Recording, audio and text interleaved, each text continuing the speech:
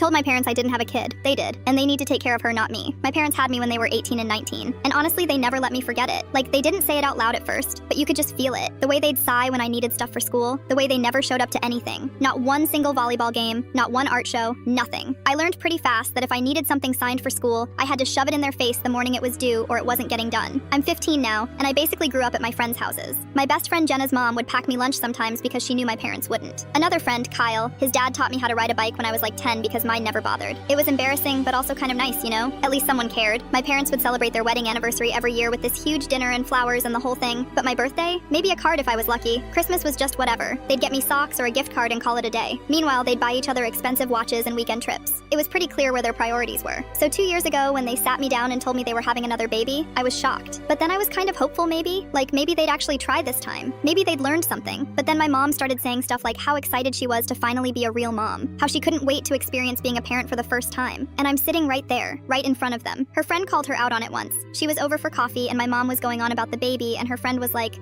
you already have a kid? And my mom laughed and said I was the practice run, that this baby was the real deal. My dad nodded along like that made total sense. I left the room and nobody even noticed. When my sister was born, I completely disappeared. Like, I actually ceased to exist in that house. They named her Sophie, and suddenly it was all Sophia this, Sophia that. My mom quit her job to stay home with her. My dad started leaving work early on Fridays for family time. And by family, they meant the three of them. I got sick at school once. Like really sick. Throwing up in the bathroom. The nurse called my parents 5 times. 5. They didn't pick up because they had turned their phones off to take the baby to some park for photos. I had to sit in the nurse's office for 3 hours until the school day ended and I could just walk home. When I got there, they were posting the pictures on Facebook, talking about their perfect little family. I was in the background of one photo, walking in the front door looking like death, and my mom cropped me out before posting it. That was kind of the moment I realized I was done expecting anything from them. Then last month, they sat me down again. My mom had this serious look on her face and I thought maybe something was wrong. Nope. They told me they've been trying for another baby for over a year and it's not happening. So they're doing fertility treatments now. And here's the thing. They need me to watch Sophia every week during their appointments. Not asking, telling. My mom handed me this printed list of instructions. Like, a full page, single-spaced. It had Sophia's nap schedule, her snack preferences, what songs she likes, how to hold her bottle, everything. My dad said the appointments are 2 hours and they'd need me to do this every Thursday afternoon. I just stared at the paper.